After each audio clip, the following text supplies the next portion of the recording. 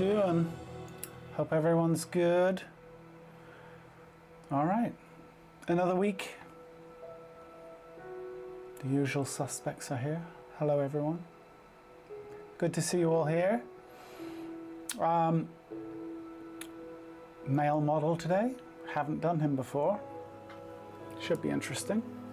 He's a pretty manly man. Yeah, it should be a good one. So, yeah, hope everyone is doing good. Usual, let's just go with the usual. We'll start with like a 15, I want to say. I think that, I pick poses that really do kind of speak to me as far as anatomical ideas I'd like to explore. So that's kind of my agenda. Yeah, okay. Let's get cracking.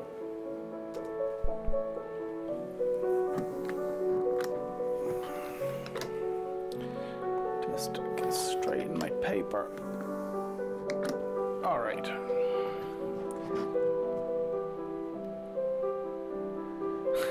Model looks like the love child of Jesus and Wolverine. That pretty much sums it up perfectly, doesn't it? Yeah, he has definite Wolverine energy. He should be fun to draw though.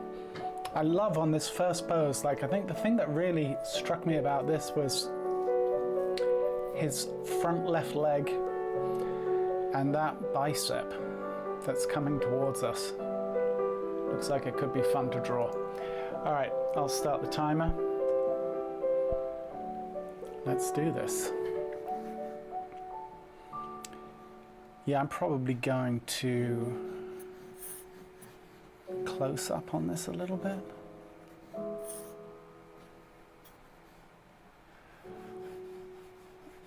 Upper torso's coming out this way.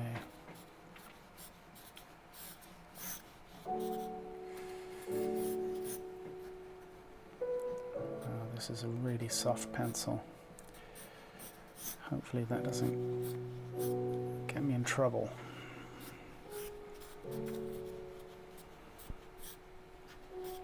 Alright, let's get cracking here with the center line.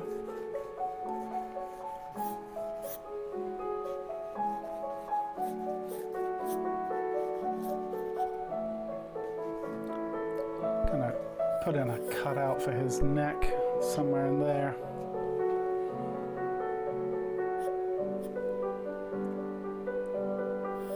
Clavicle coming to about so.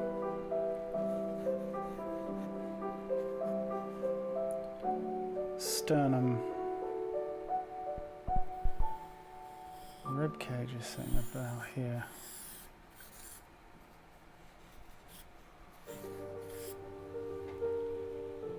Something like that. This clavicle going back this way, so I'm going up.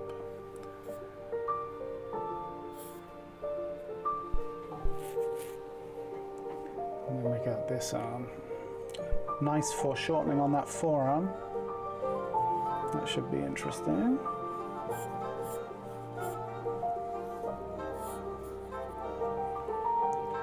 Forearm is about there, and fist, his hand is about here. That'll do me for now. Somewhat obscured on what's going on down here, but we can do some detective work. We can see the oblique sitting right about here. Navel is about here. Alright, something like that.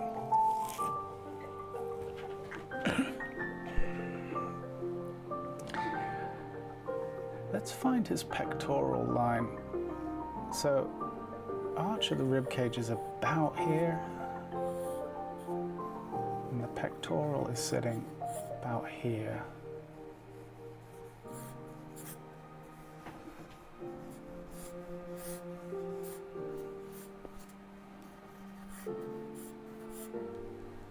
Yeah.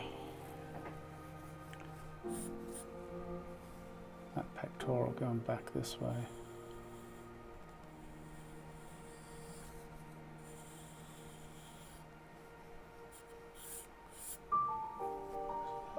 Deltoid.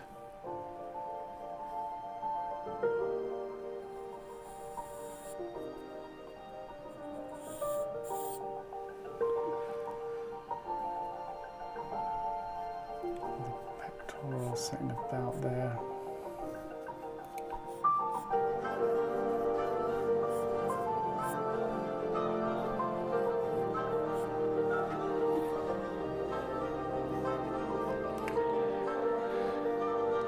So now we have a rough approximation where that is. The latissimus is sitting in here. And obviously this fantastic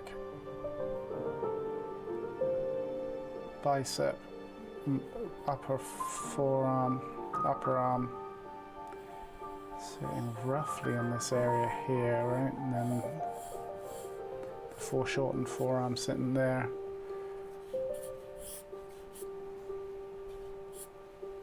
Something like that. I really want to find that so I can understand the location of the knee. Knee sitting, or the top part of the leg is sitting around there. Patella.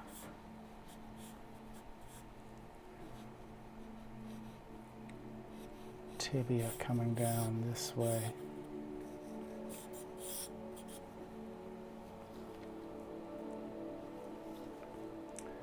Ankle is sitting about here.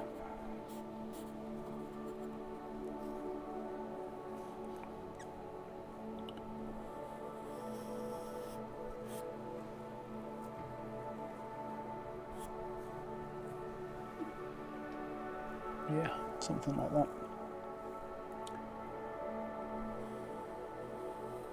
Upper leg.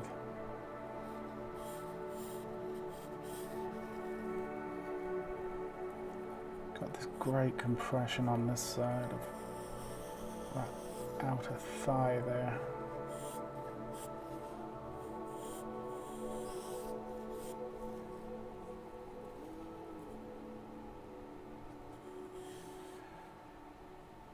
And the calf sitting out here.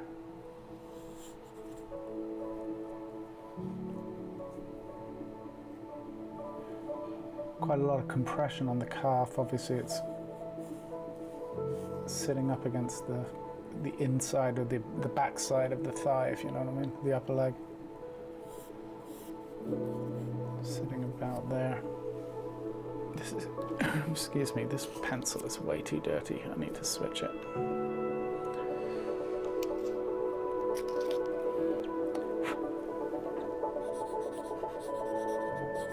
Okay.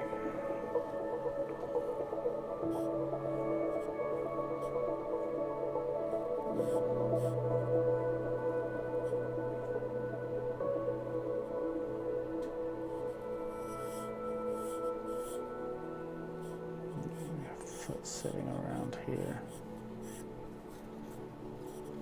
That'll do us for now.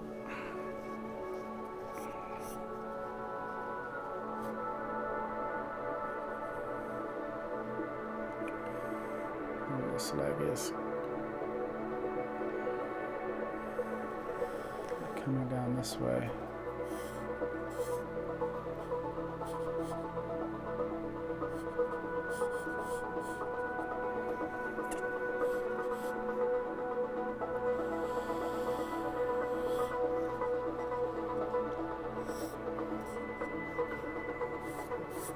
Okay.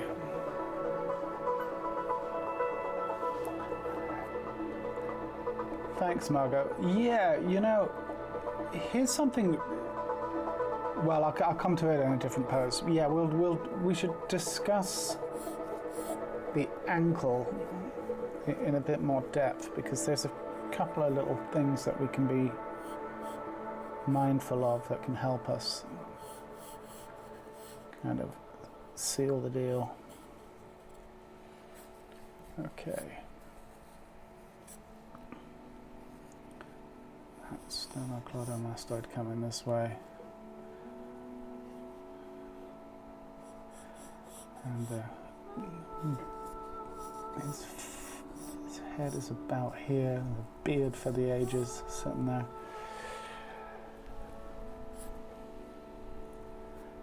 Okay. Alright, we're kind of in the ballpark with things. I think there'll be a little bit of room for improvement, but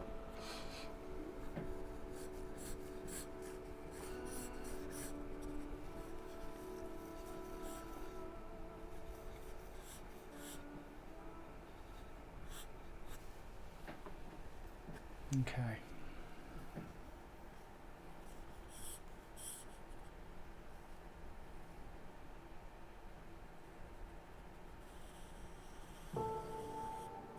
Sun's coming up this way.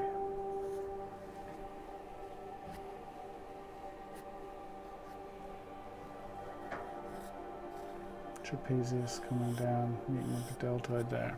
Alright. This drawing is absolutely filthy. Okay, not to worry.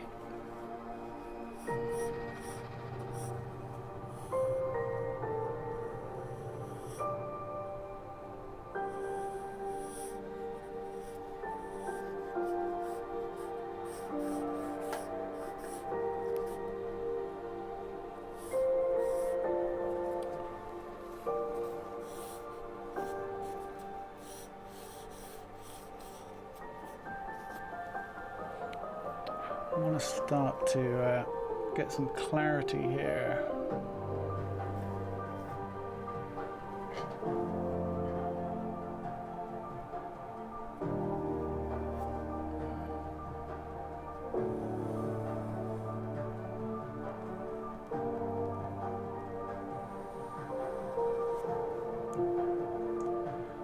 Rib cage coming up, meeting up with this pectoral muscle, which has got a long stretch.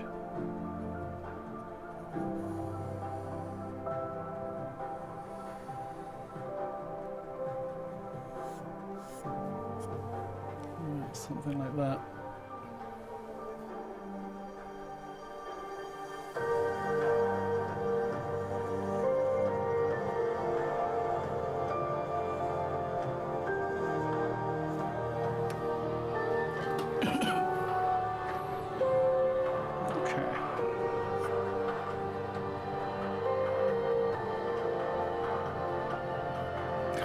Glad to hear the vote of self-confidence here.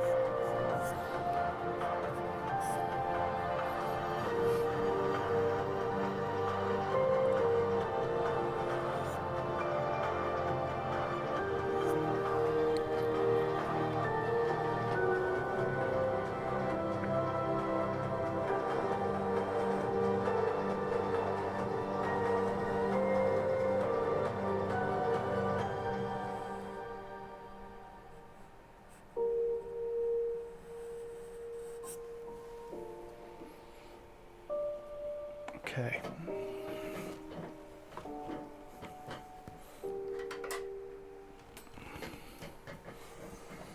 Now, let's see here.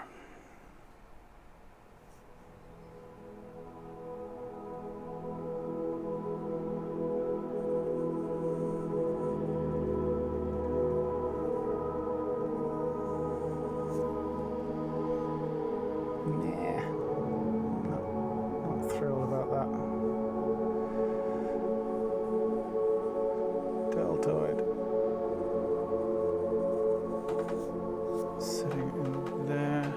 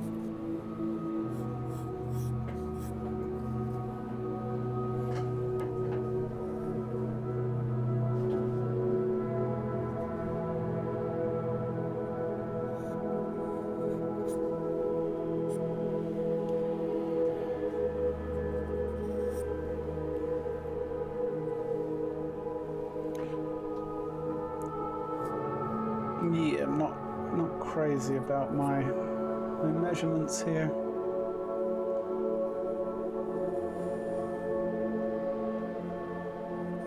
I think I might just about be able to get it to work, but they're not great. Oh, I've got a cat, as you can see, decided to join us.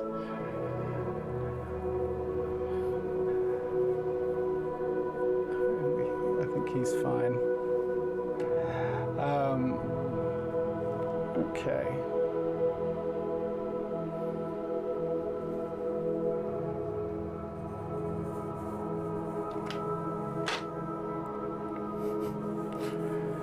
What's up, Delilah?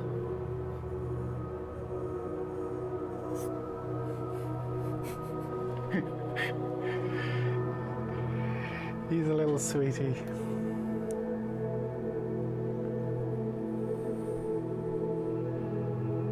Someone's bored.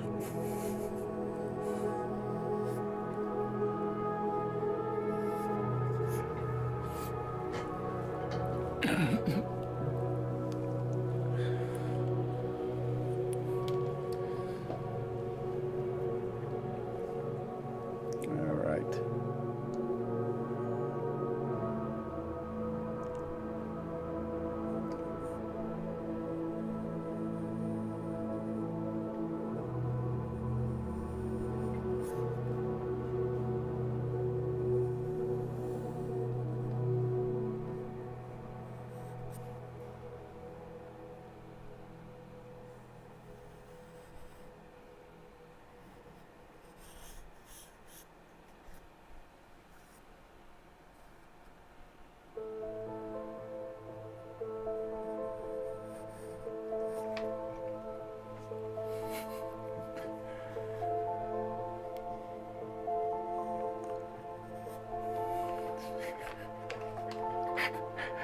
Ready? You gonna chew on that?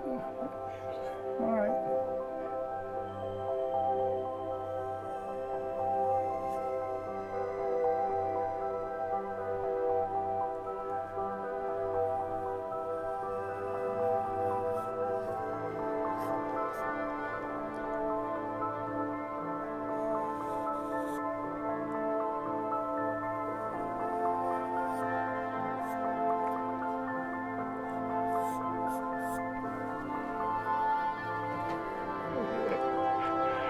Right, yeah.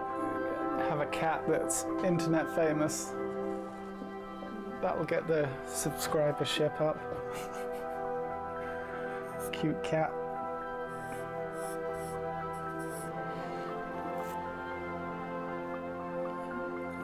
He's now wandering around, no doubt looking for somewhere to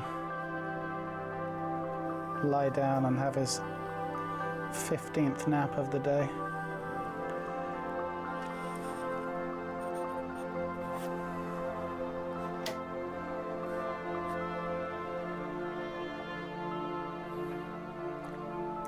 We've got a few more minutes here, huh?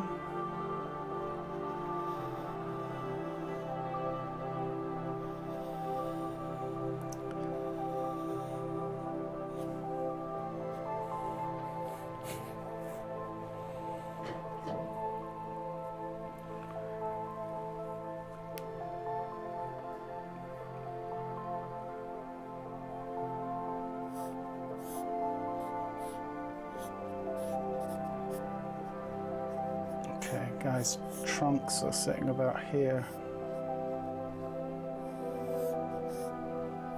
You gonna watch from there? Yeah? All right.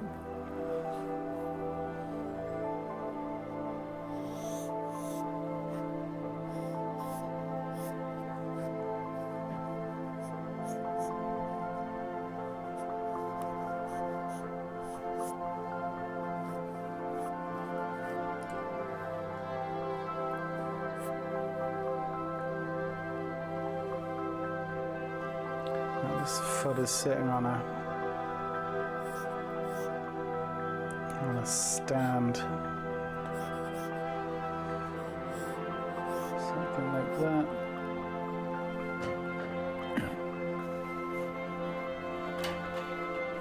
You want to come here?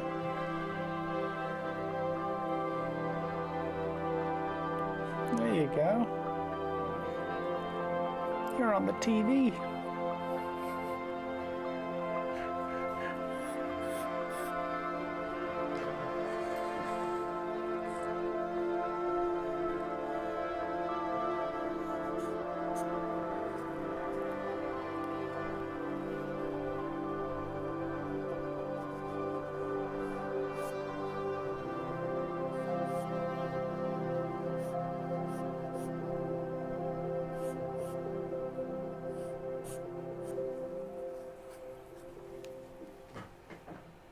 Okay.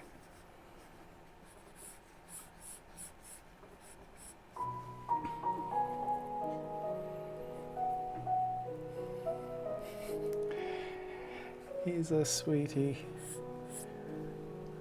and he knows it.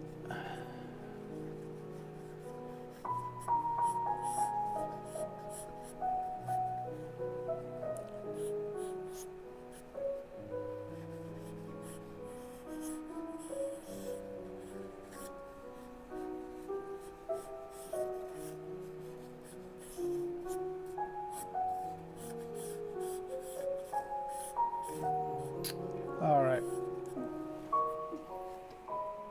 Yeah, I'm not too thrilled with this one, but I think it might be time to call it with this. Didn't go as I was hoping.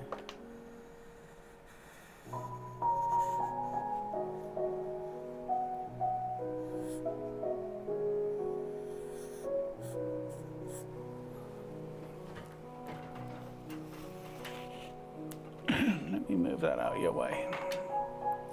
There you go.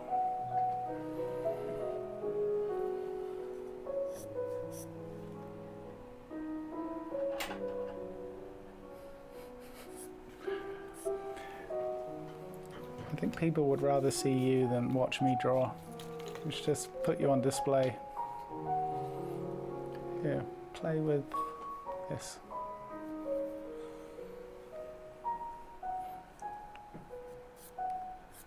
Okay, I think I'm going to call it there. I'm not loving this drawing at all. Oh well, it's a warm-up. These things happen.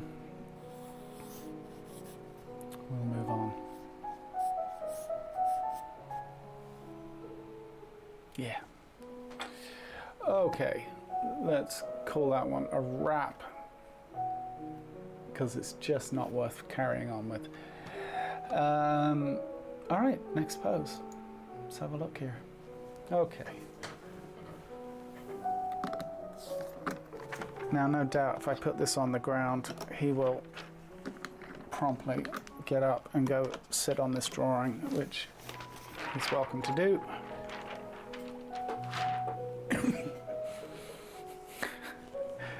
This is the problem, right? The cat gets, everything stops for the cat. It's understandable. He's a good boy. It's interesting how his upper abdominals hide the arch of the ribs in all but one pose. I need to refresh my anatomy. Volvo, you have to keep in mind that the abdominal wall attaches right below the pectoral muscles. So even though usually we see the abdominals reveal themselves below the arch of the rib cage, in actual fact they're starting right up, you know, right up at the pectoral muscle. So that's why you're seeing that, and because he's so muscular, it's, you know, it's taking precedence.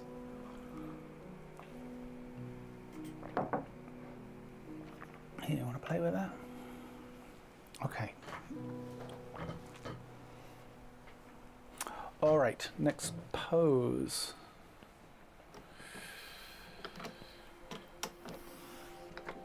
Let me reset the clock. I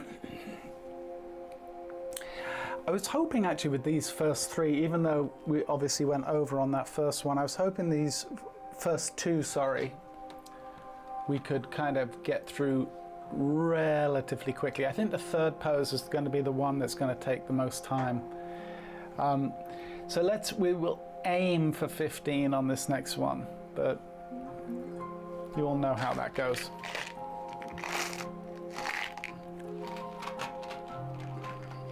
Oh, no, that we can't have, dude, because I can't have you disconnecting the computer. He was about to walk on the laptop. And as I knew he would, he's now wrecking that first drawing. Yeah, as advertised, sitting right on top of it and needing it. Okay, he's welcome to it. Oh wow, he's tearing that drawing apart. He sees the he sees the value in it. Thanks, dude. Come here. Let me show. Come here. I'm gonna just show people how pretty you are. Hold on, dude. So this is Delilah. Delilah is just over a year old. He's actually my daughter's cat. And he's a little sweetheart. Yeah.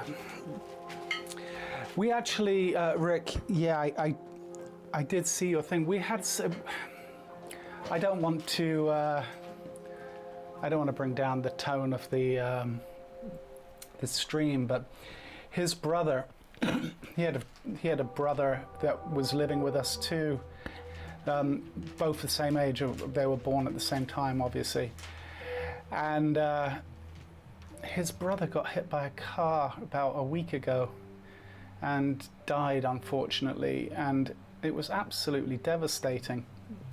We had a real hard time kind of trying to adjust. I think we still are. And so it's been a really weird time, and I think he's feeling a little bit disjointed with his brother being gone. Obviously they've been together, attached at the hip since they were born, or before. So yeah, it was a bit of a crazy week, to be honest.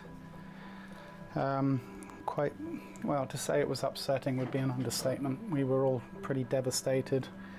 So we have him still, and obviously we're getting even more protective over that little soul. So his brother though was, all right, well, so as I said, 15 minutes for this one. Yeah, his brother was pitch black, like completely black with these huge yellow eyes.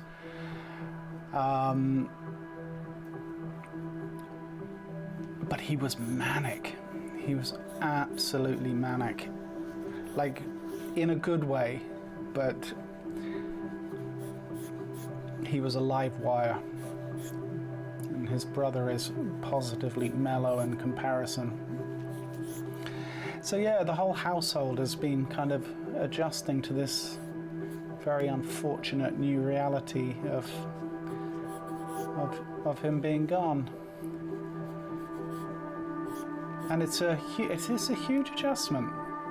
I know this sounds crazy, but I don't remember the last time I was this affected by, especially an animal passing. And I think part of it's because he was so young. And he just, he had his whole life ahead of him. Just one stupid mistake on the road, and for it to all be over just seems especially cruel. Anyway, as I said, I don't want to bring you guys down, but yeah, it's been quite upsetting. So Rick, I feel your pain, brother. I really do. It's not nice.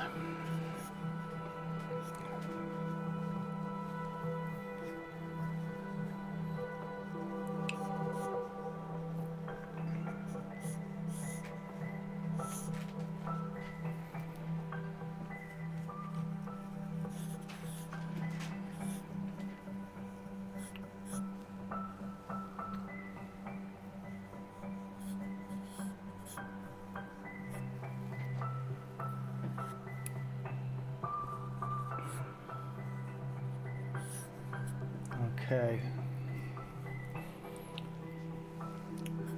Once again, kind of focusing in rather than attempting to do the full body. I thought there was enough going on with this upper torso to keep me busy. Obviously the form going away from us.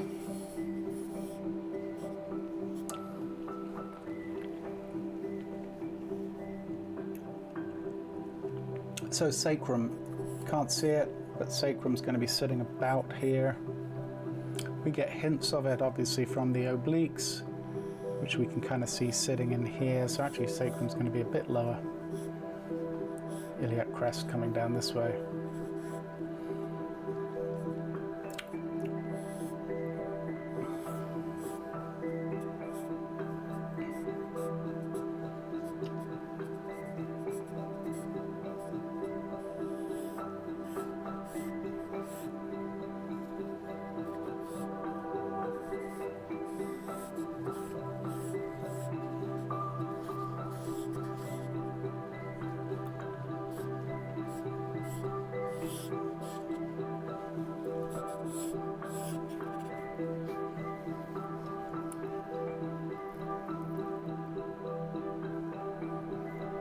Okay, so we got a very heavily foreshortened left leg going away from us. I'm going to kind of suggest that there.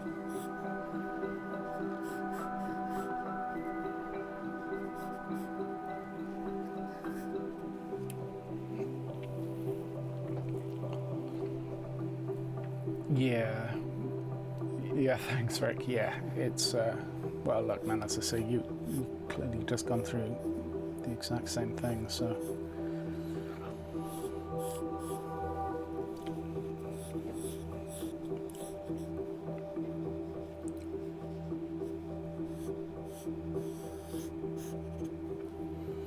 Hamstring's going to be sitting in this region here.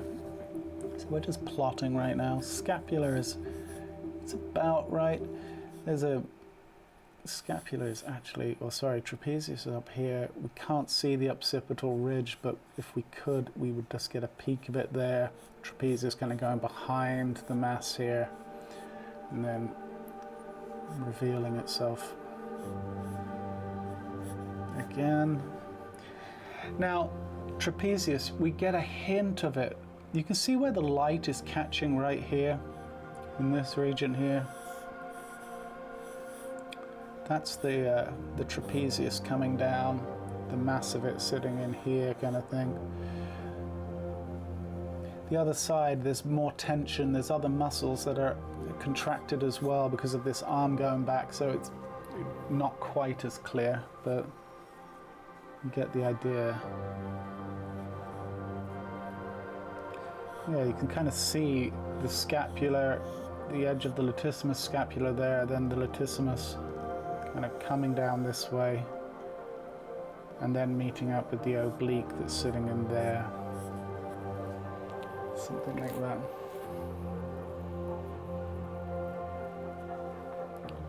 Excuse me. The cylinder construction by the sacrum glutes I haven't seen.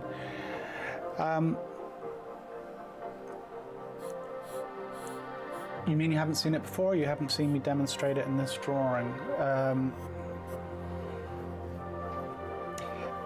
I can talk a little bit about, like, obviously, for those of you who can see the reference, we are obscured by his trunks sitting there, but what we're really looking for is the sacral dimples kind of thing. We can't see them, but then the iliac crest coming up this way, and then we have our kind of butterfly type motif to represent the gluteus medius and maximus on that side. And kind of the same idea coming in here. So that's kind of the construction I'm using. I'm using that as my kind of subdivider.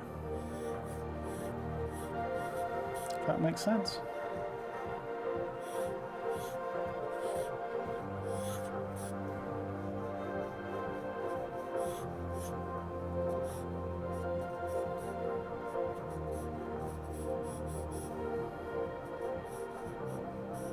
Then we can see, really interesting, look at the way that you know, you think like, oh, okay, in this area here we're seeing the spine, but what we're really seeing is the mass of the muscle kind of tapering down to the valley of where the spine is. The spine itself doesn't actually reveal itself here. What reveals itself is the muscle kind of folding in towards it, if that makes sense. Okay, let's get in some business now. So the latissimus really kind of punching through here, sitting about there like that. You know, he's very, very lean, but we do have a little bit of compression on that side. Far more extension on this other side. So sacrum, iliac crest coming up. What we're actually seeing here is more kind of glute.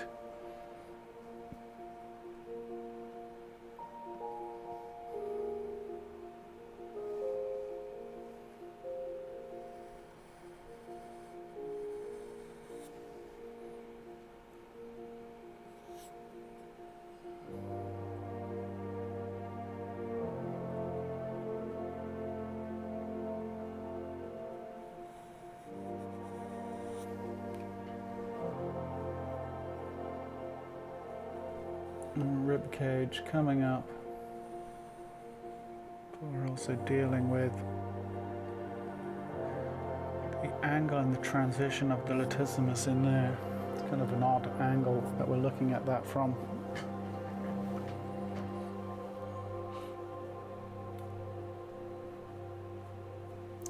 Catnip for Delilah. Well, that's very, very kind, Rick. Nice one, man. All right.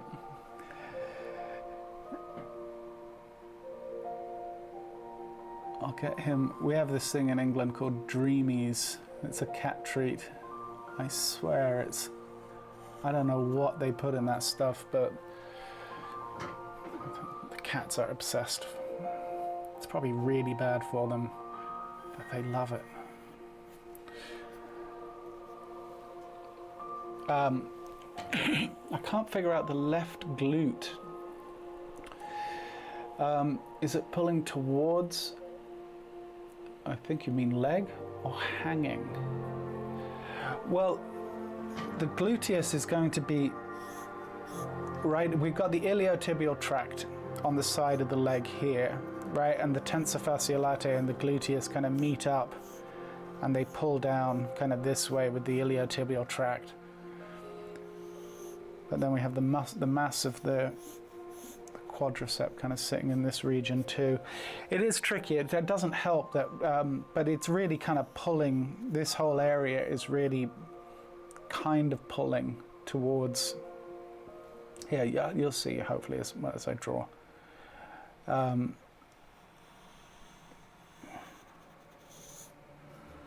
think it's something like that, right?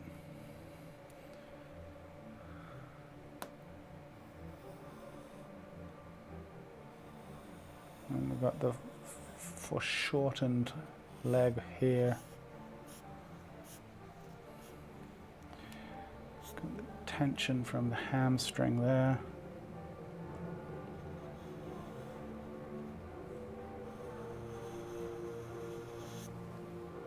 It's sitting in there, something like that.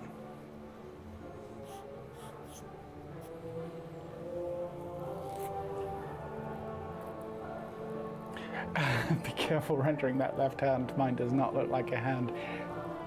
This is one of those situations, Rick, where you may have to make a choice whether you're going to draw something because, yes, for that precise reason. You learnt the hard way. So this is actually kind of going across there, if you know what I mean.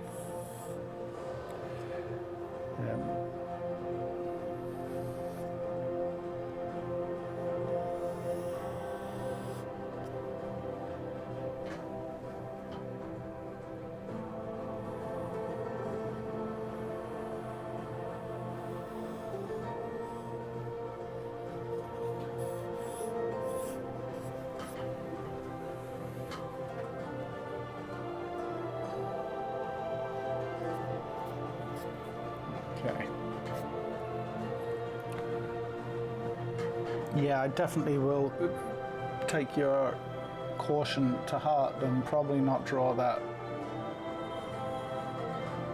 left hand. Okay, so we got the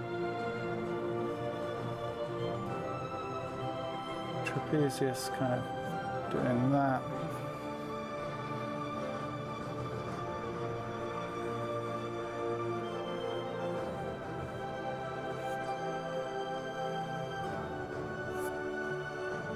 Then deltoid. Setting out there.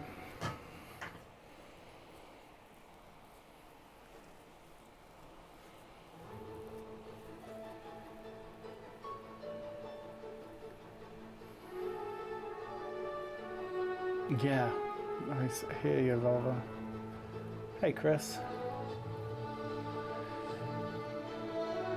Okay, so yeah, deltoid. Then we can see the tricep.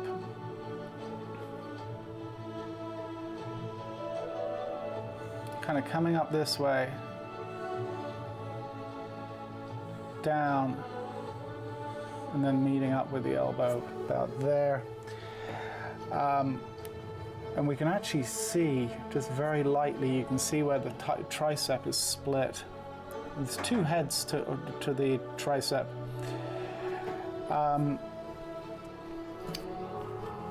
One attaches to the head of the humerus, one arm or one head attaches to the head of the humerus, the other attaches to the scapula. So there's kind of a little bit for us to kind of understand with that.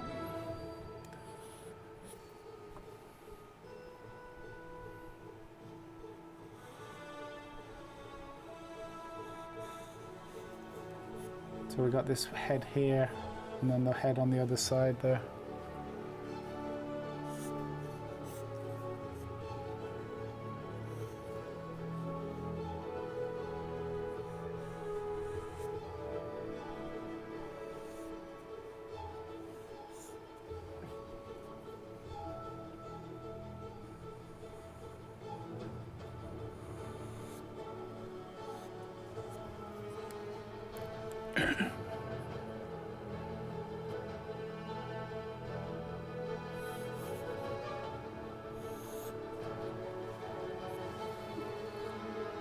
Something like that.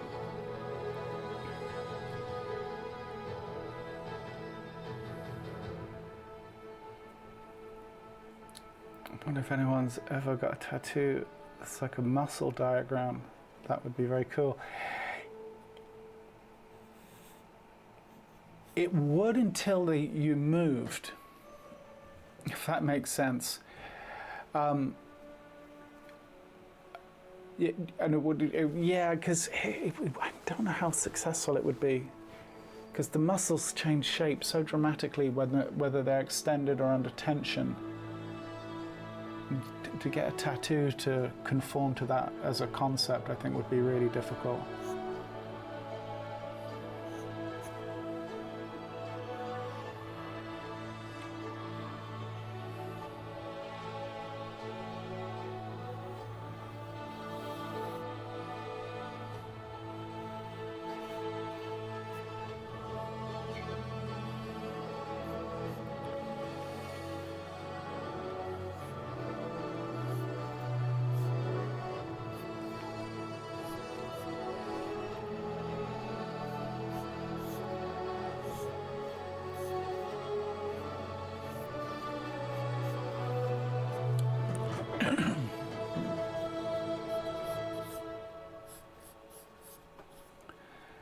Now, lighting wise, once again, we've got a tricky concept going on here. Sorry guys, just 1 second, I need to check something.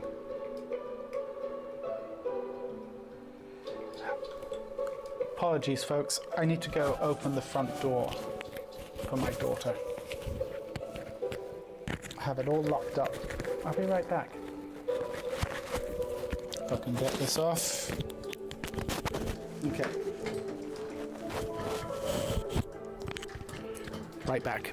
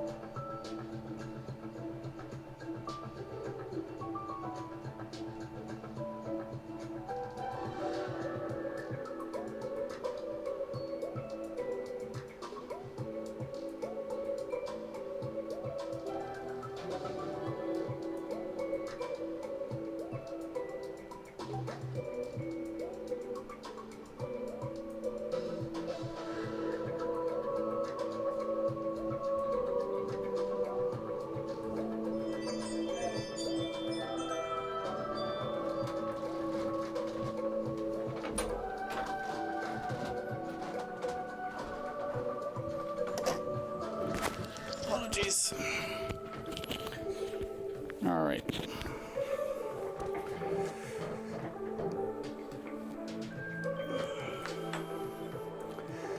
Let's go.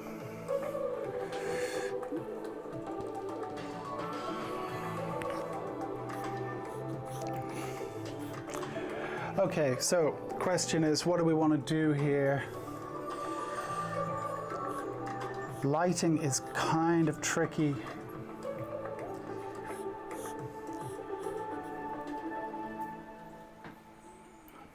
Yeah, I don't think I even need to really describe this leg. I think there's enough going on in this drawing.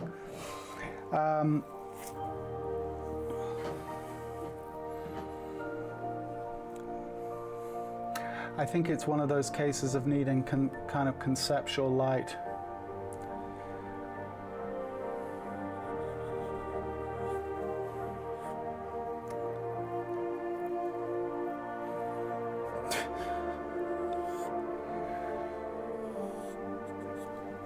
Okay.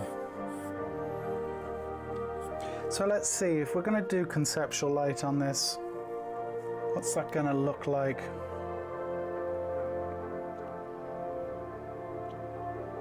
I think I'd light from this direction, coming in from here. And I think I'm just going to add some core shadow that might help describe the form a little bit.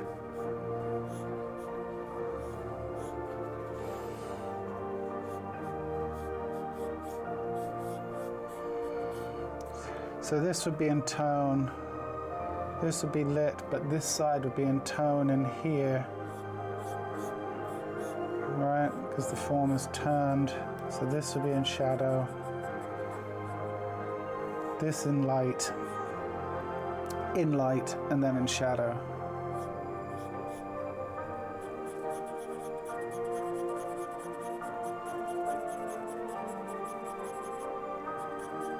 Maybe something like that.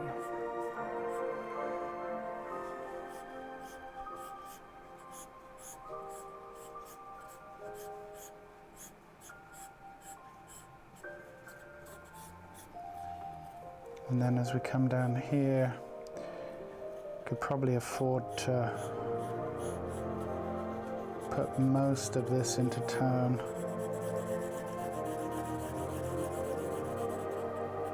You know, something like that.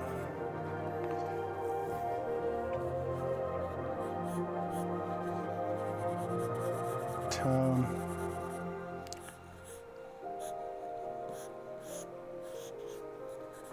Tone. Yeah. Like, you know, it's just not the most elegant light and tone you're ever going to see, but kind of will help just show form just a little bit. Then coming up here, same kind of idea. We'll put core shadow through here. This can all be in tone.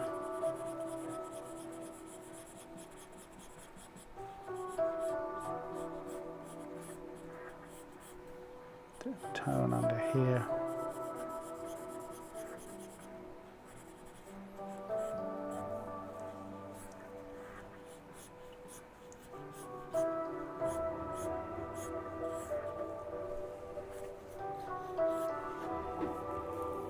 Something like that.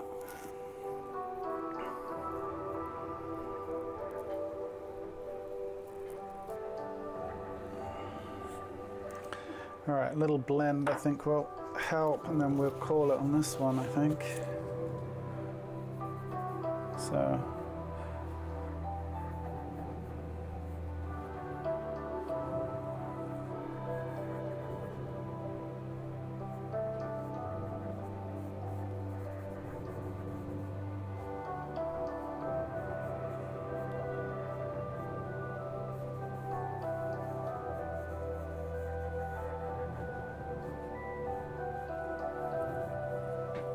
Thanks, Rick.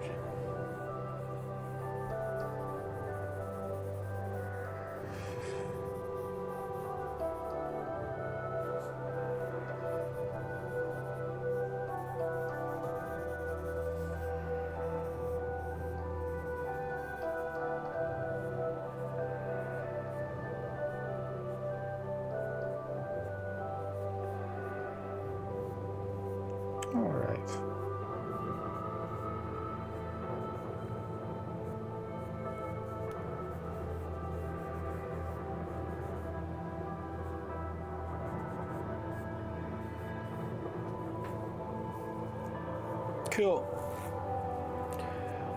All right, I think that, where are we at? 24. Once again, going long. But I think that'll do it. Cool. All right. Next poos. Do I want to sharpen this pencil? Maybe not. Let's see. Actually, I think for the next pose, I'm going to go down to a 4B, at least for the beginning. Yeah, let's do that.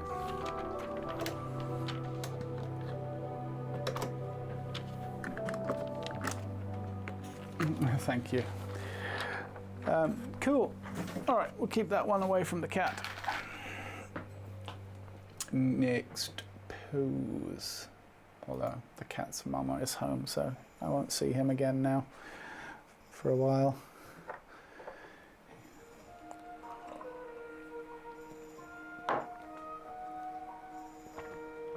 Next pose. There's a lot going on here. Guy means business. Serious. Let me reset the clock. I think what we're going to do, let me just have a quick look at what poses are left. I think this one will go like at 20 again, like the last one. I think we'll probably need the time. Maybe even 25. And then I'd like to, you know, maybe we can do slightly shorter poses on the last few, right? Something like that.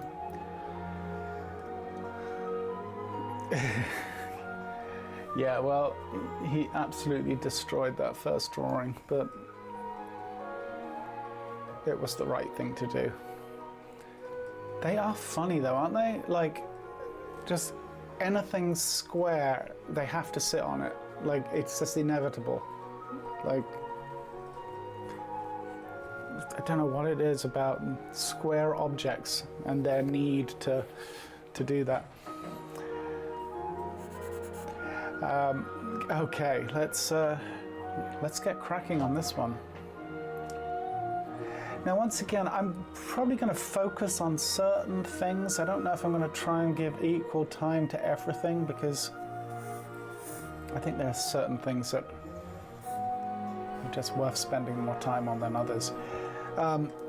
Excuse me. So whenever we've got a situation where the torso is kind of coming, the upper torso is coming towards us, I like to very early on kind of find where that cutout for the neck is going to be, because it helps. And then even like kind of thinking about the pectoral line almost as kind of a thinking of this as a separate sphere, and then putting in, you know, the rest of the upper torso just helps me kind of conceptualize. So I'm thinking like pectorals are coming to here, then we have what would be the arch of the rib cage sitting in here, kind of coming towards us. It's all about really just trying to find visualization tools that will help get us where we need to go.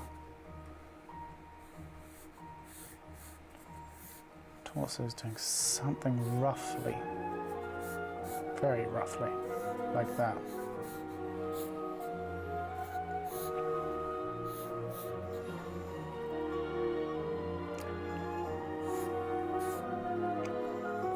Manubrium sitting about there.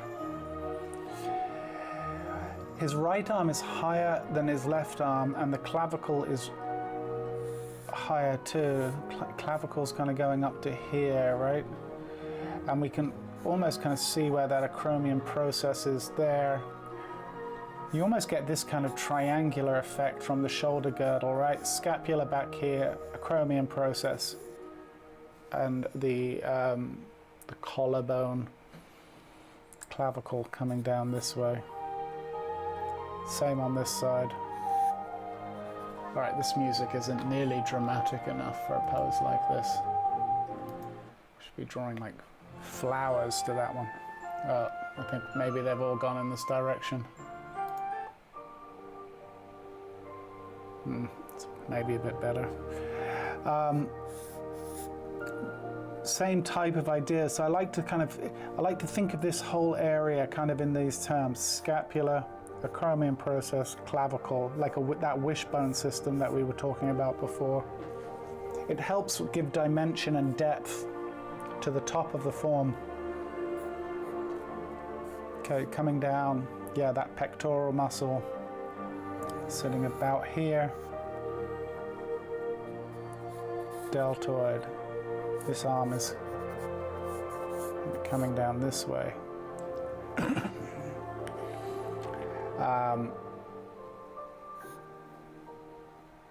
Elbows all the way down here. Doing something like that. I may have to adjust slightly, but it'll get me in the ballpark. The deltoid, right? If this is the clavicle coming up this way, right? The deltoid attaches about 2/3 of the way along, sitting in this area here. Right, head of the humerus. This arm is going back this way, away from us, like that. And then the forearm coming forward into this Wolverine kind of grip idea he's got going on there. So with that said, deltoid is sitting there, and you can see the pull on the pectoral muscle coming down this way, down to here. Almost think of that just kind of as a cylinder going away from us for right now, sitting in there.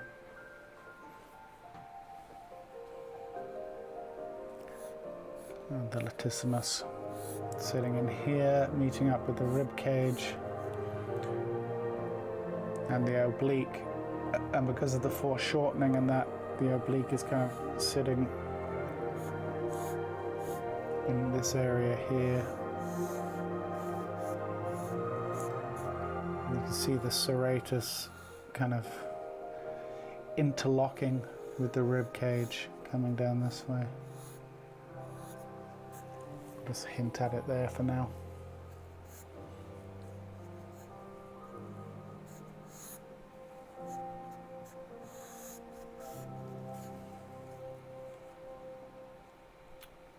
Okay. Navel sitting about there.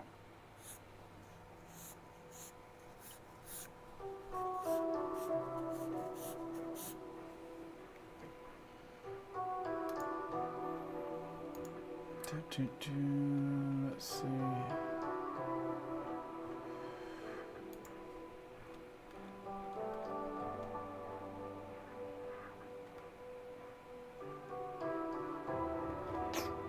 Sorry, I'm just looking for music, but let's give this a go. Excuse me.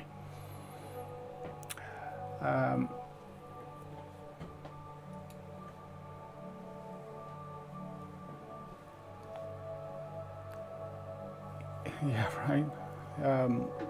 Yeah, today there's been a lot of distractions. Normally that little fella will just come in and find a spot, but today he was particularly active. Deltoid's going to be sitting in here. Now look at with the bicep. Obviously, the dude's not short of bicep muscle, but look for that straight coming in right in around here and then coming back down. I've even made it straighter than it is in the reference. For me, I really don't like to see, especially when an arm is extended, I don't like to see kind of cartoonish bulges on the bicep. I feel it's going to creep back in a little bit, but it really takes away from the pose. Something like that. Okay, inguinal ligament coming down this way, pubic bone.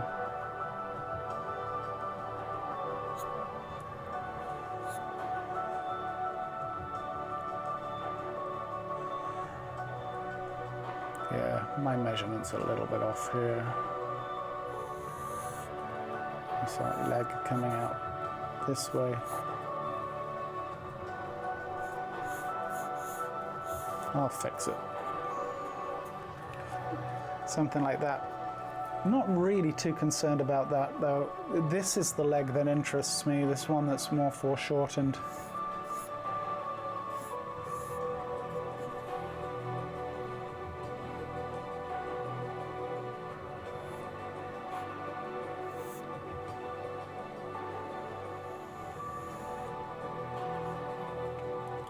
Maybe look, like if you look at where like the pubic bone is, or actually where the buttocks are, this kneecap is pretty much here. We'll just put that in as a placeholder and we'll work towards that. And then tibia coming down this way. Excuse me, something like that. I'm slightly exaggerating it, but I think it'll help. Got the box-like structure of the knee sitting in here. And then we'll be coming down and the calf will be sitting in here. Okay.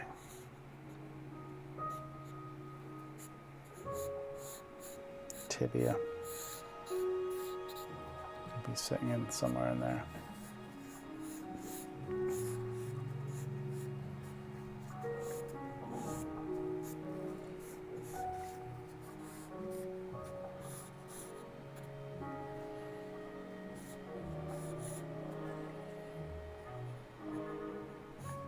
Obviously his head is really sitting in here.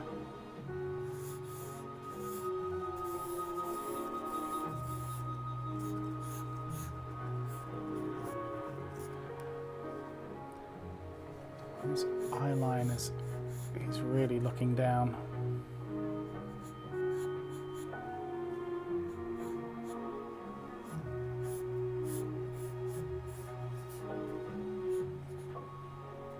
And we've got kind of like the peak of the hair there.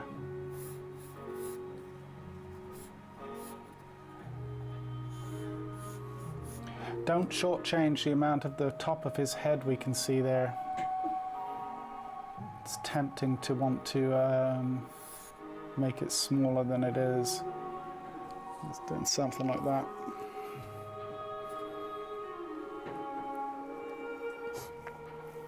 James says, I've learned so much from your live streams. This is my first time seeing it live. Thank you so much. You're very welcome, James. Thanks for joining us. I'm glad it helps. Okay, forearm is kind of coming down this way. Where's the wrist? Wrist is about here, right? And then this arm, our claw hand. Kind of sitting in this area here. Something like that. Okay, we're getting there.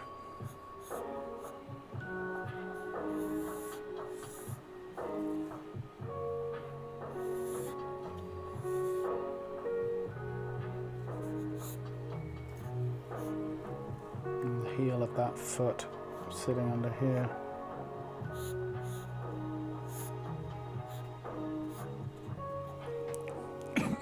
Something like that. I think I'm at the point where I want to commit just a little bit. Okay.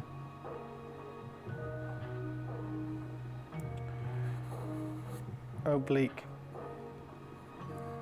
rib cage coming up. Latissimus. Somewhere in there. Right now,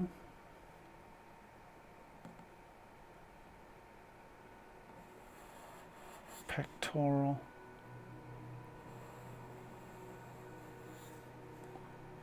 Somewhere in there.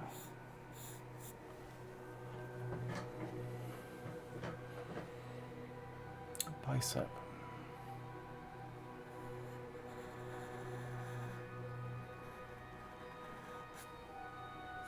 Somewhere in there. I've gone a little straighter once again, as I said earlier, than what's in the reference. This is just a personal choice, but it is a conscious one.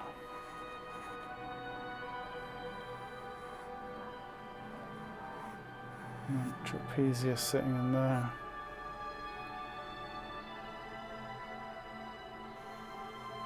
Tricep.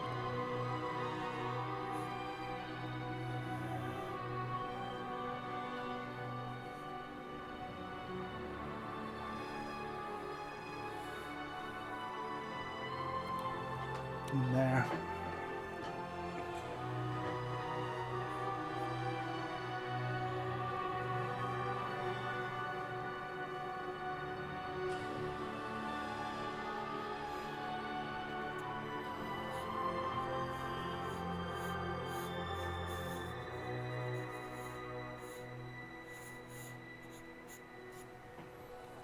Okay.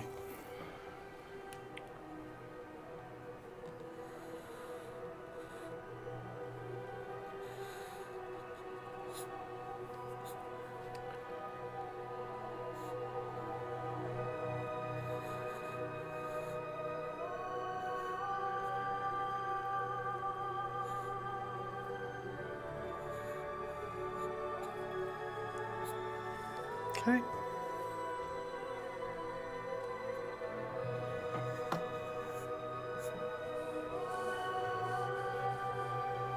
All right, let's move to the other side of the form. Once again, let's find this pectoral muscle.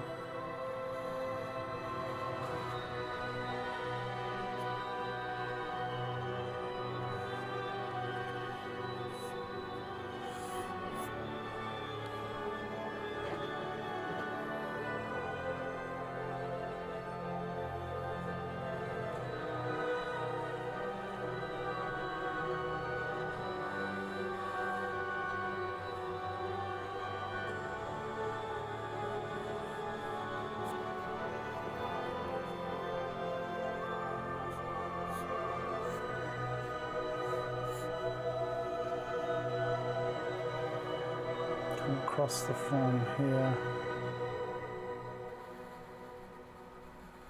Pectoral, coming up this way. And back, we can see that acromion process sitting in there,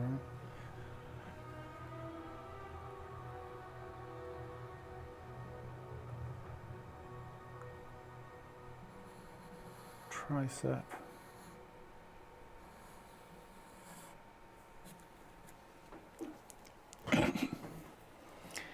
Now, I think I need to pull the waist in just a little bit. Probably into about here.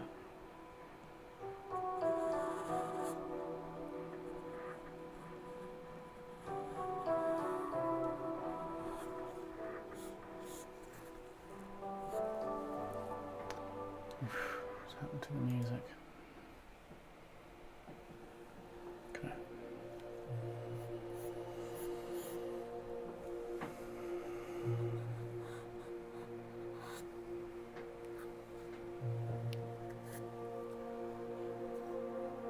Obviously our model is wearing his shorts, which we're going to draw.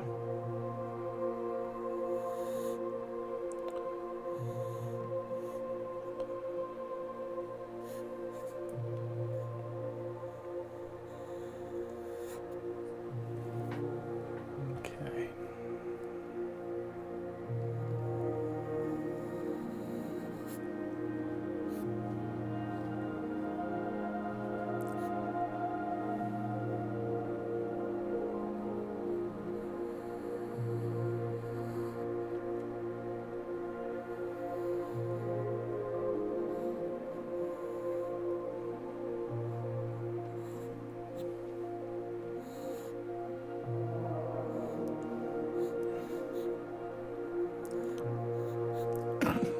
excuse me.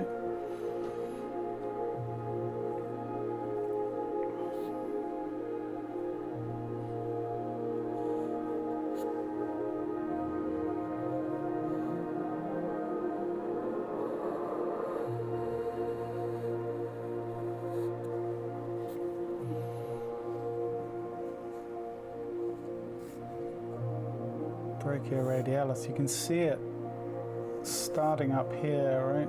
And then coming down.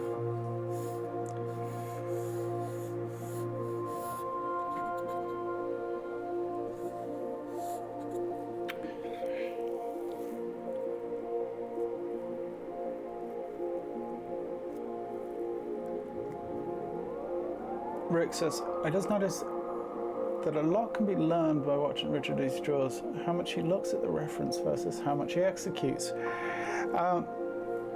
Interesting. I'd be curious to know what that observation is. I'll tell you one thing, that I'm going to just blatantly plagiarize one of my teachers here. And I've used this, I've said this many a time because it really stuck out to me when he mentioned it, which is, you know, we're not trying to just make a Xerox copy of what it is that we're drawing, right? We're using the model as a leaping off point, as a way to start a conversation. But the reference or the model shouldn't be, ultimately the conversation should happen here, right, on the board. And I think you should only, you know, you should know when to use reference and when to kind of rely on the internal vocabulary that you've built up over time. It was interesting. I was watching my teacher draw once, and what kind of really illustrated this point for me was, it was like a 10-minute pose. And after about the third minute, he maybe only looked up at the model like once or twice. He used the model to kind of get the idea, the large idea down. But then it became about him and the, you know, and the drawing, rather than him and the model and the pose, so to speak, and trying to capture a perfect likeness. I tend on these streams, and that always really stuck with me as a concept. I do find that, you know, obviously, if we followed that concept verbatim in these sessions, the problem would be is you'd get every other comment on the stream would be, oh, you haven't been faithful to the reference. So I try, like, you know, I'm not my measurements aren't perfect here to the reference. I try to find a balance between them, where I'm following the reference, but I'm also following the you know, my internal kind of monologue of what it is that I want to say. So I think that kind of speaks to your point. Rick follows up with, it's like when you look at a reference, it registers, and then you draw a portion, then you look at the reference again to study a portion, then execute, rinse and repeat. Yeah, absolutely. But to be honest with you, I think one of the things that I suffer from in this stream is trying to maybe be too faithful to the reference, because for just this reason, we're all drawing from it, and I want to give you a sense of what the version would look like if I'm drawing from the reference, right? Does that make sense? Hopefully that makes sense.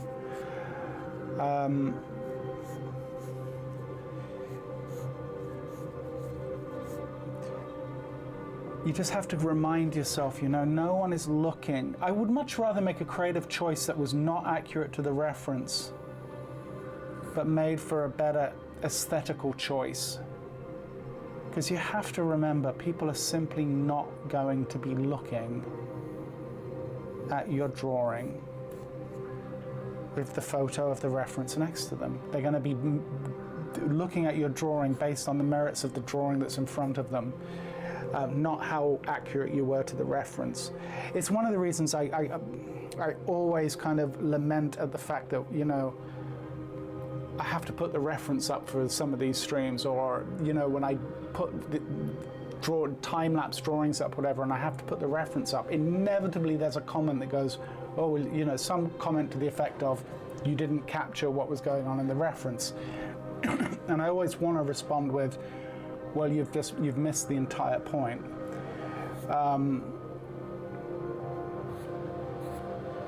I hope that makes sense,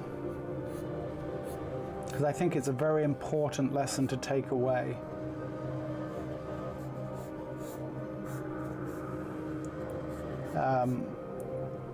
And not my lesson that I'm giving, but as I said, an observation that I made watching my teacher.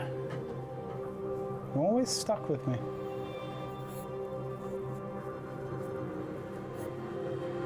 But once again, it really comes down to experience. And like vocabulary, like learning a language, at first we tend to, you know, like a child learning a language, we tend to blindly copy. But as you develop your sense of vocabulary and all of that, the more you can say on your own, right? That's really kind of the point.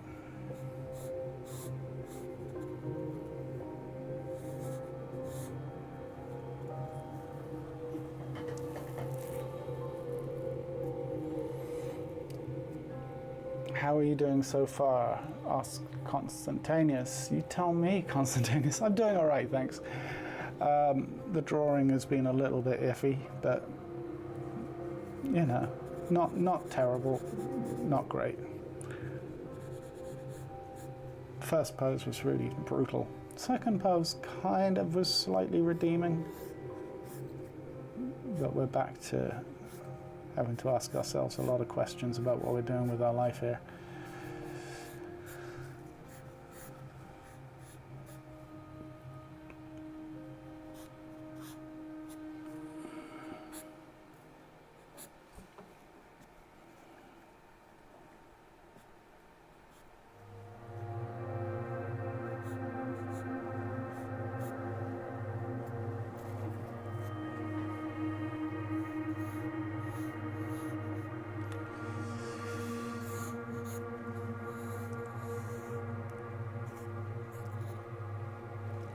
Okay.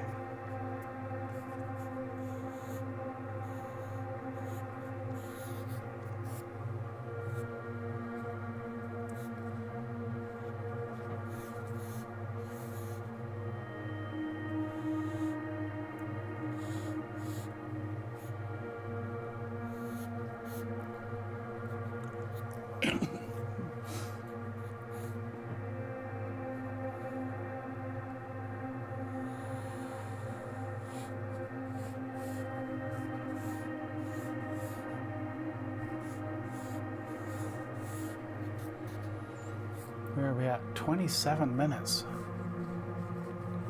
Yikes. Well,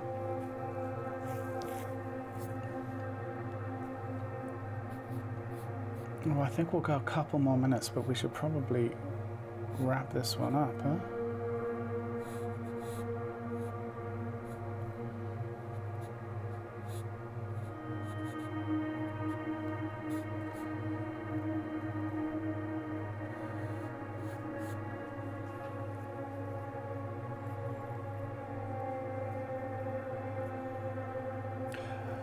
Constantinus asks, what is the artistic scientific names for the bump above the gluteal crease and the edges of the side of the upper legs near the hips? I don't know if that you're asking in reference to what we're seeing on the screen or what just in general, because in this particular pose, so if you're asking what you're seeing in this drawing, so basically, right, we got the oblique coming down in this region here because the foreshortening that's on it, you know, you'd be forgiven for thinking maybe the oblique's down here, but it's too low. So the oblique is kind of sitting in here, right, in this region here. Coming off the acis here, this region in here, this would be the tensor fasciae latae, and this would be gluteus medius, right? Same kind of thing on this side. I don't have, yeah, without starting to pull my écorché over, and then the screen isn't going to focus on it. That's basically what you're seeing. Hope that makes sense. All right, I don't think I'm even going to have we have the time to get into the tone on this one. Plus the tone is quite complex. It's quite a complex tonal pass.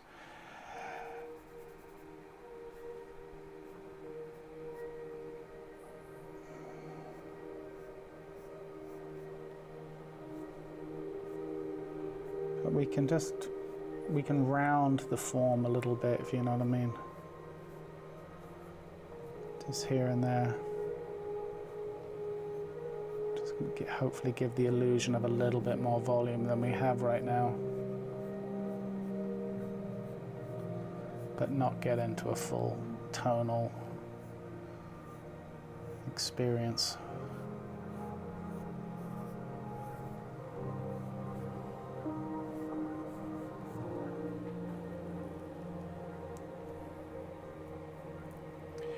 Yeah, those are the sacral dimples, Constantius. Here, I'll give you a 2-minute demo.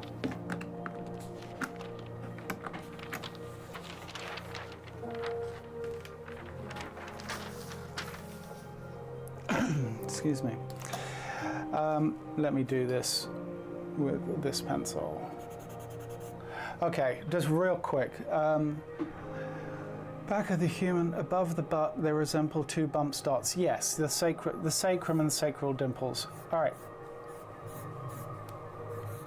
Upper torso, lower torso, represented as a simple box, okay? We got the sacrum, which sits about here like this. It's not triangular, but we represent it as a triangle. The sacral dimples, the dimple is there and there, right? Then you have this triangular type shape. Then you come down to the buttocks, right? These are basically the end of the journey for the sacrum, for the iliac crest, which is coming around the form this way and this way. And if we could imagine it, if our model was transparent, you would see them go around something like that. So that is essentially what you're seeing there. And what we tend to do is, just as an idea, but it's an idea with thought behind it, is we tend to think about this kind of butterfly shape for the buttocks, right? This is really representing gluteus medius in here. And this one is kind of gluteus maximus, right? So we think about like a reverse butterfly shape sitting in here. Something like that. Then from there, the oblique sits on top of that form on this side and this side, obviously, right? And then you can come down, obviously. Now also, from that point, from the sacrum here, you really have the lower lumbar muscles, which kind of work their way up the spine this way, right? And then they actually kind of branch out. From the top, if we come, actually let's just get our rib cage in here. Our rib cage is going to be sitting about here. Something like that. We have the occipital ridge, which is connected to the skull. It's where the skull and the spine connect. From the occipital ridge, we have the trapezius, which comes down this way and this way. Head of the humerus is going to be about here, sitting something like that. Elbow is going to be about here. Scapula is going to be sitting in this region here. And obviously on this side too, ear is going to be about there and there. So that's coming back to your point. Look for this. It's going to basically, you know, from the front we look for the asis, so lower torso once again. About 1/3 of the way down, if we come across, we find the asis, which are the belt line, and the same kind of idea. The iliac crest comes to the asis, inguinal ligament comes down to the pubic bone down here. Same kind of concept, right? Something like that. Legs come down obviously this way, and from the front the tensor fasciae latae comes out this way. Sartorius comes down the leg this way, attaches to the inside of the knee. Rectus femoris comes down the center of the leg here. Tensor fasciae latae, gluteus medius, and the tensor fasciae latae meets up with the gluteus maximus and comes down the side of the leg in the iliotibial tract. Okay, so that's essentially what you're seeing. All right.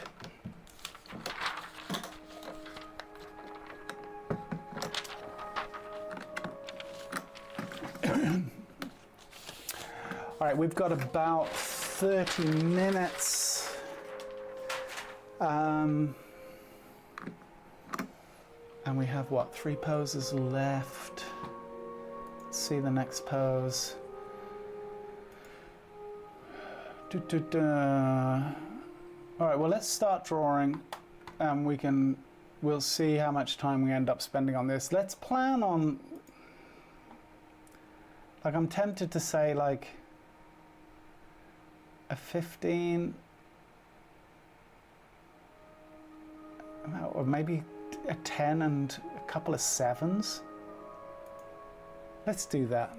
Just to mix up the amount of time we spend on each drawing. So we'll plan on a 10, you know it'll go over. And we'll plan on a couple of 7s, and you know those will probably go over. Because that's what I do, I go over. All right.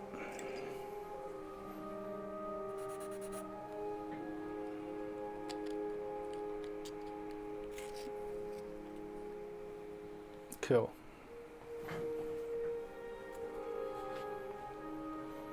You know, we should do a session where I take some photos of the écorché, the model there, and we draw from that like it's a model session.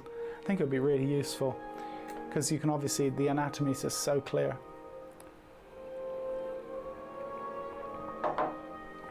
All right. I'm using charcoal, skeleton boy.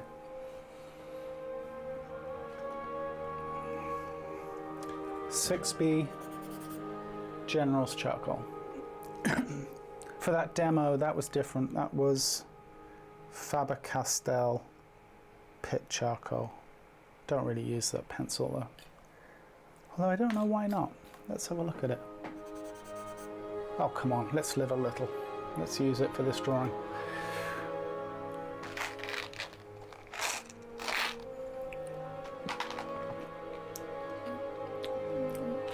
Thank you, P-Jet. I know enough to get by, right? I don't know doctor levels, but I know enough. Did you ever find any Ritmo? No, I didn't, Jaeger. Hey, Jaeger. Good to see you here. Myself and Jaeger go way back. Different world, myself and Jaeger inhabit. Music.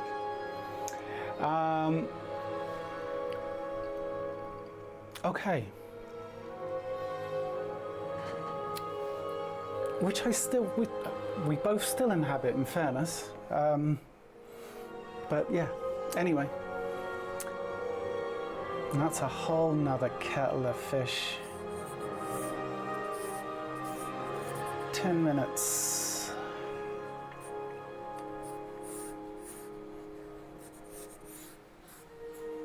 Let's find the large idea. Do I paint? It's a loaded question, Skeleton Boy. I have painted. Would I consider myself a painter? No, not really.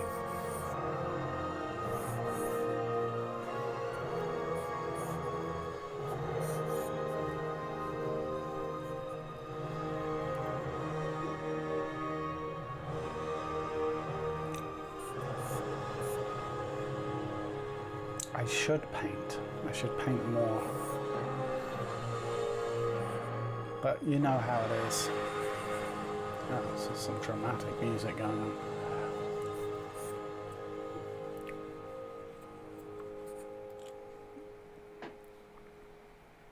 Okay.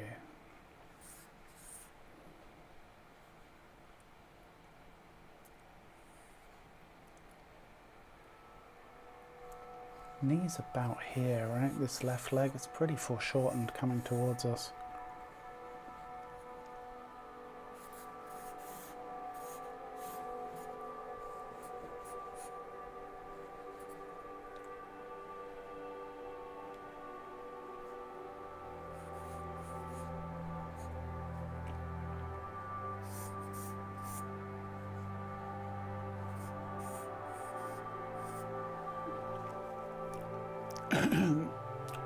Ain't that the truth, Margot?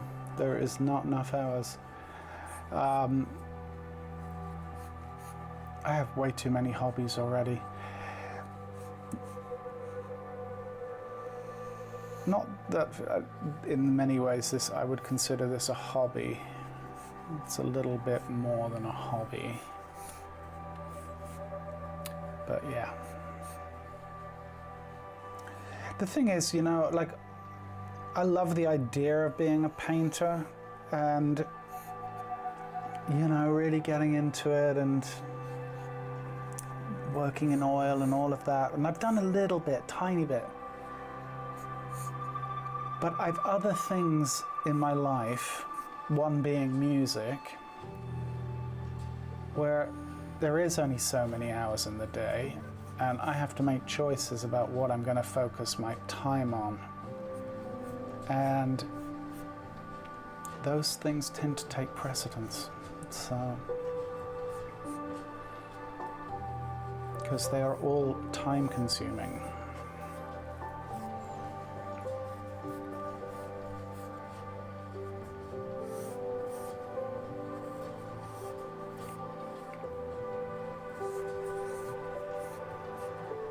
Really need just a couple more lifetimes. It's not asking too much, is it?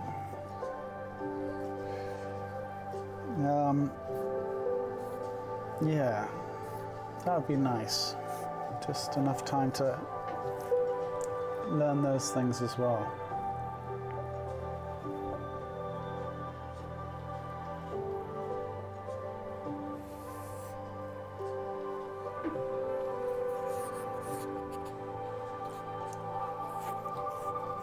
Take care, Rick.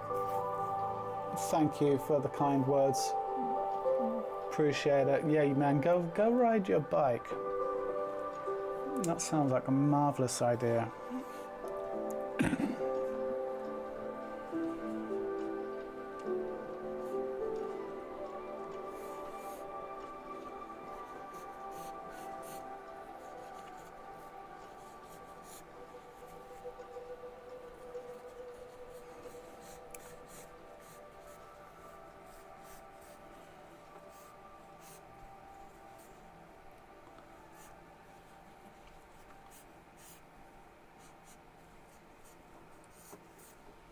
All right, where are we at? 5 minutes. How long did I say? 10?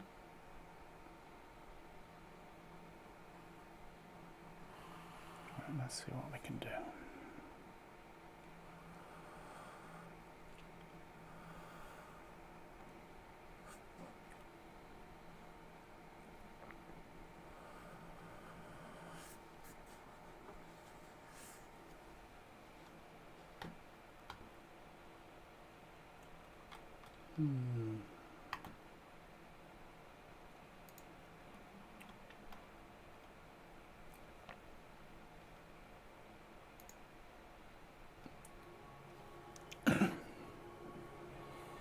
Did I say 1477? Something like that, right? Thanks, Margot.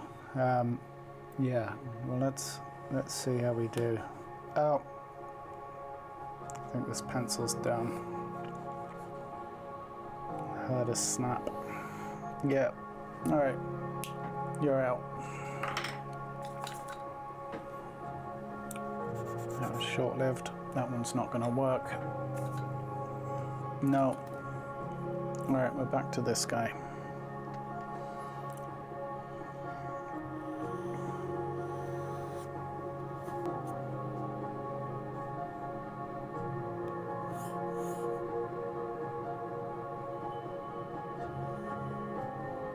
Look at this long passage for this tricep.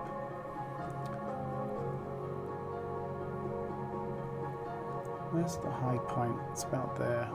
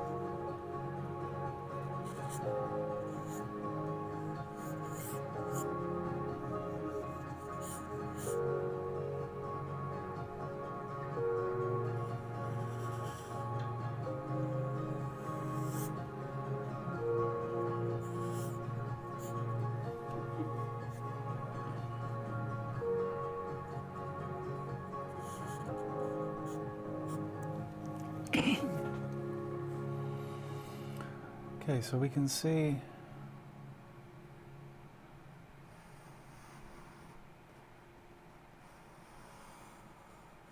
the scapula on the other side, just kind of hinting at itself there.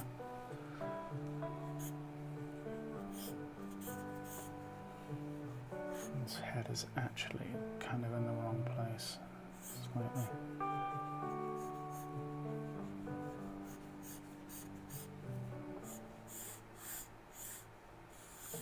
More in that spot right there.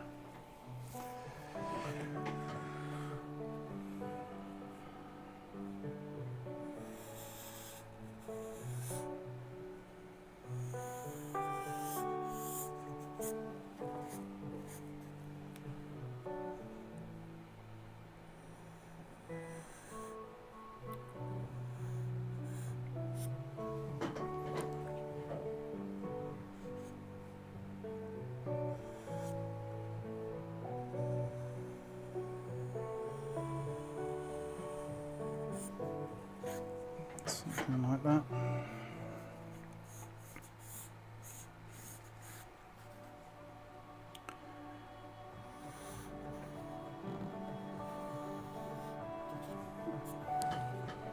Oh, we're at 9 minutes. All right, well, not terrible. We can work with that. Okay, so the oblique is sitting here, which tells us the iliac crest is there.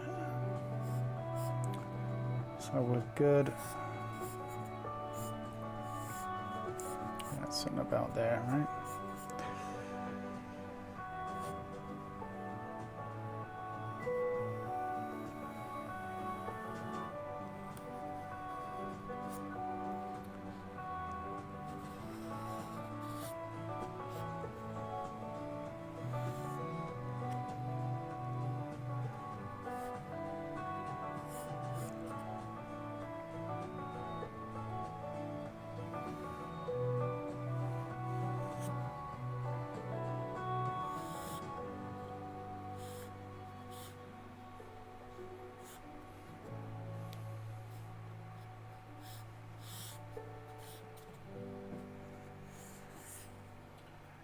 And we got his trunks. That's sitting about there.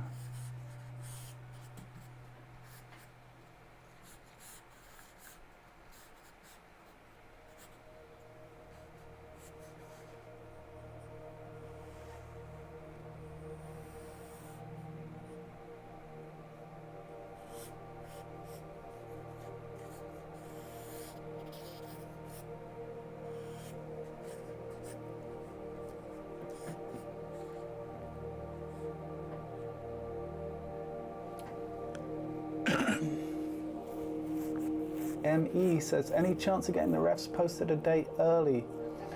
Could give me a bit of time to find where I really need to pay attention. Emmy, I'm really sorry, but I'm going to have to say, at least at this point in time, that is not possible.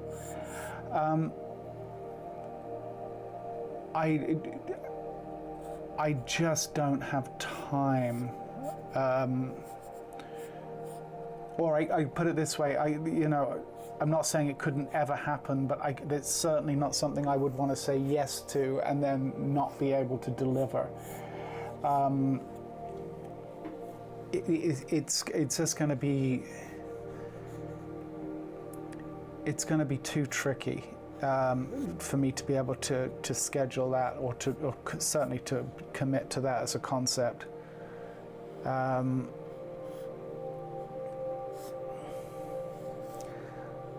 I try and get them out a few hours before we start. Not always successfully. Sometimes I cut the wire a bit close. Kind of try and think of it in the spirit as you would like a live figure drawing session, right? The model's going to get in front of you, and maybe you could think of that as part of kind of like the process is you're going to have to think on your feet in real time. I don't think that's necessarily a terrible thing either, to be honest. I think that's a skill worth developing, especially if you're taking any of this into a regular live figure drawing session. So anyway, yeah, that's a long-winded way of kind of saying I'm afraid I don't think so. If I am in a situation to do it, I will. But to be honest with you, sometimes though, I pick the model very much depending on the mood I'm in on the morning of.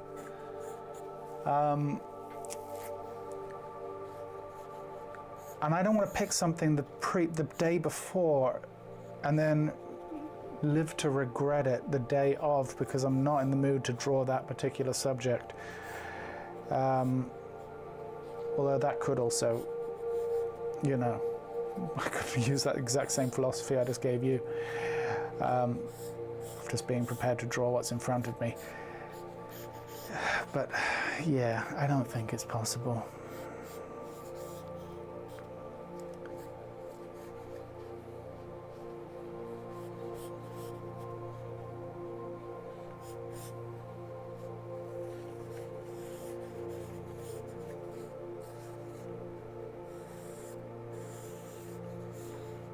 All right, I think I've done a pretty abysmal job with this one, and I'm certainly not really inclined to spend too much longer on it. Let's just give him his beard so that we can hide a multitude of sins under that thing. There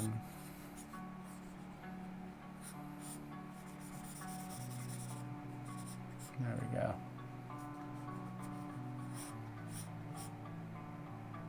Yeah, no, fair enough. I'm glad you did ask. Look, please, don't ever feel like you can't ask.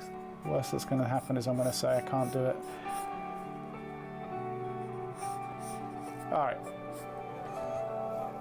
Good Lord, let's get that one off the desk. There's a fire starter if ever I saw one.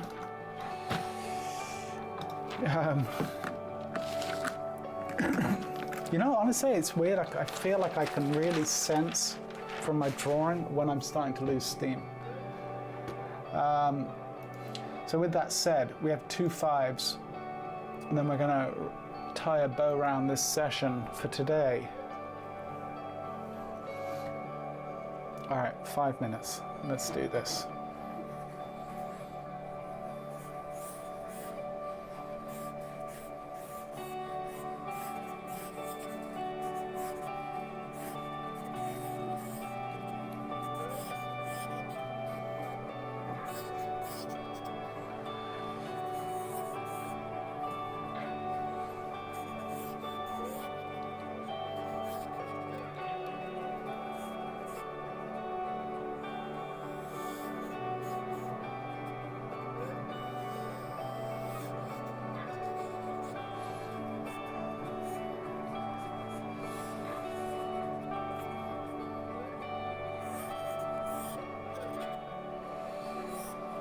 Okay.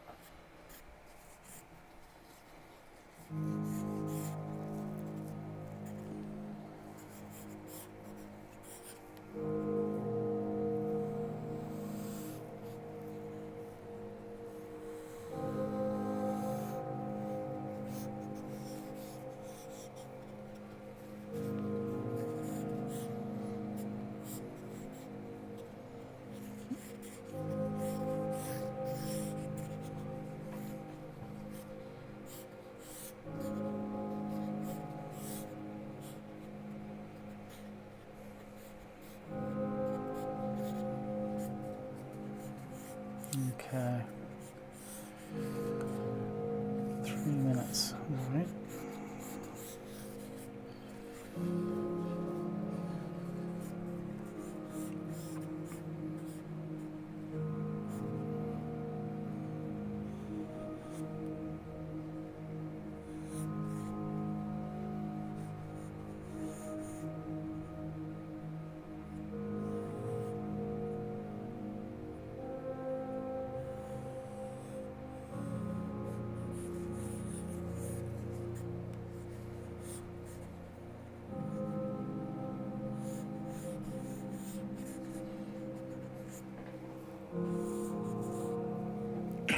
Excuse me.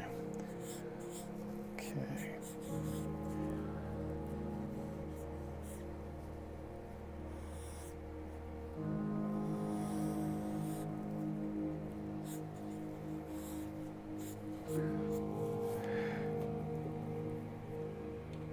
Is it worth keeping the bad drawings as a learning exercise, or better to burn them apart from the whole mileage progress review kind of thing? Asks Belts. I think that, you know, yeah, as you kind of allude to at the end of the question. Look, I think as you're developing, it certainly can't hurt to keep some, so that you can review your progress. You can get a sense of, you know, where it is that there's still areas for development. But a point comes where, at least for me, it's like, you know, if I know a drawing's a dud, I'm not holding on to it. I'm just moving on.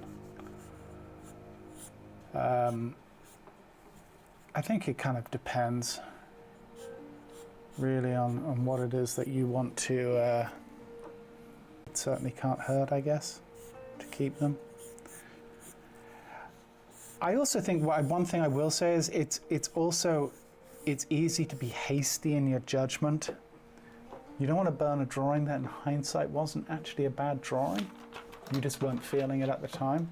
So even if you do end up doing something like that, maybe best not to do it straight after the session, right? Sit on that drawing for 24 hours before you make any dramatic, undoable decision, right? Let's see now. All right, 5 mins, 5 minutos. Let's do this.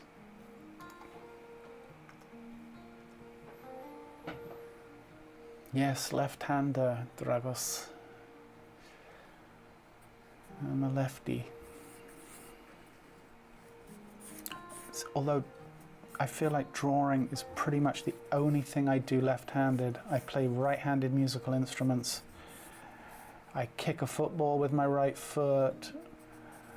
You know, like most things, scissors, all of that kind of stuff, all right-handed. Drawing, though, I can't, although I say that, I actually did try drawing with my right hand once, and it wasn't as terrible as I thought it would be. I think I would actually, because I have to do so much with my right hand, with my right feet. I think if I had to tomorrow, if I had to switch, I don't think it would take a crazy amount of time to make that adjustment.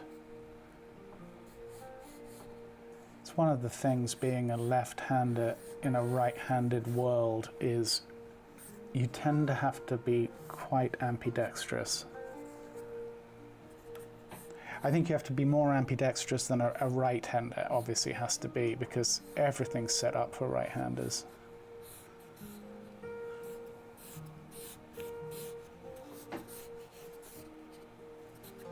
And this leg is standing up here on this box.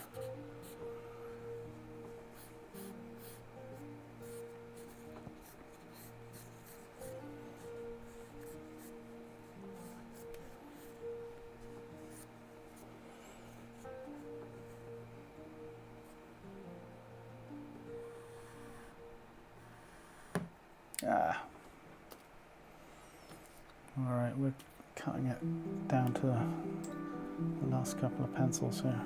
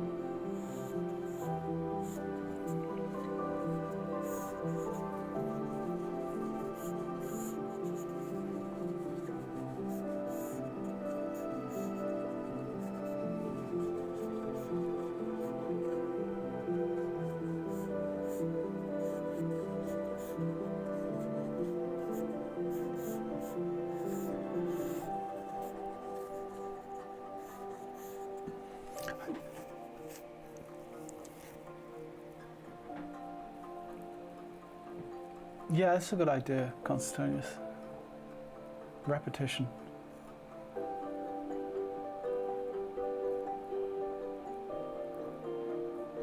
My drawings end up, Noodle says, my drawings end up looking like a beginner. Like I don't understand why they look like a child has drawn it, even though my drawings don't look like there is something wrong. It's hard to say without seeing them.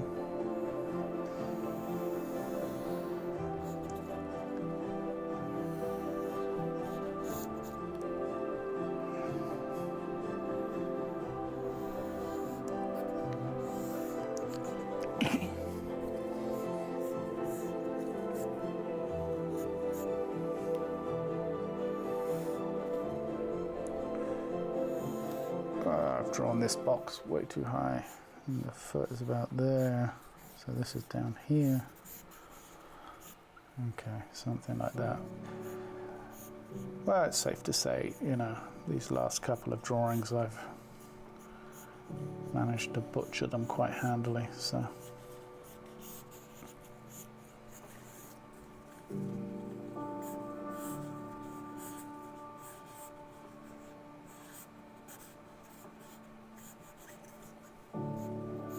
He's holding a stick coming across the form, it's coming out there.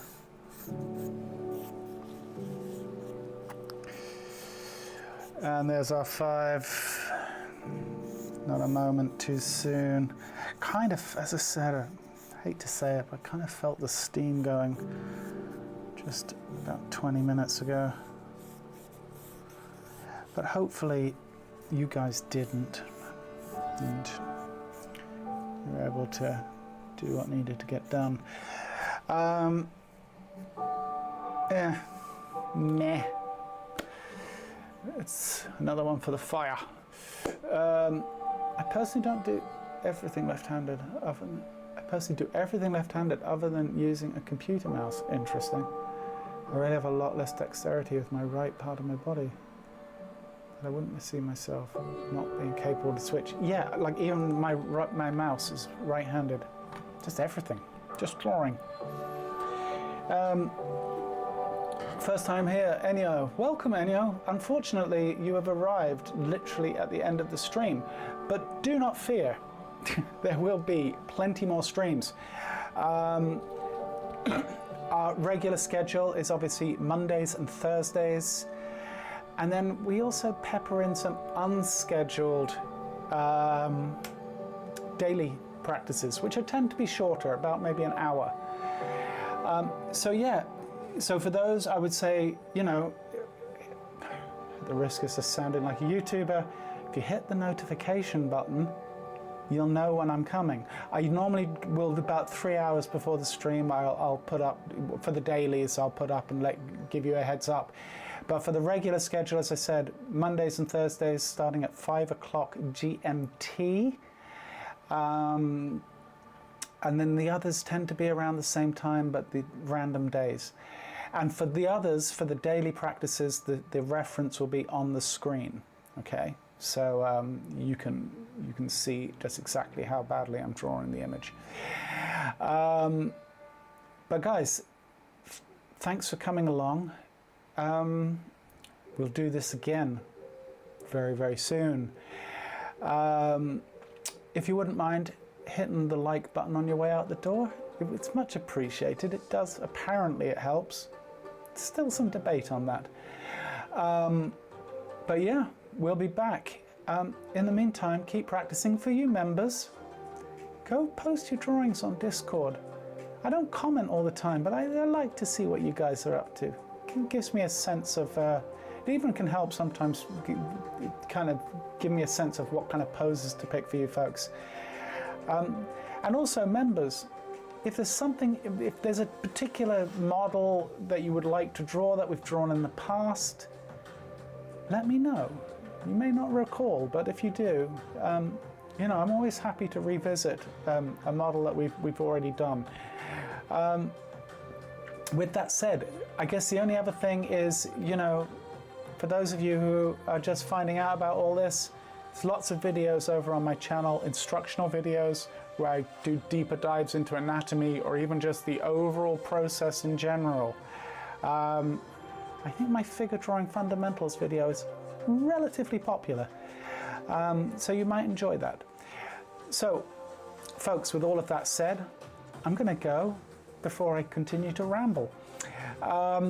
In the meantime, until I see you, or in the meantime, until I see you next time, take care of yourselves. All right, cheers, folks. Bye now.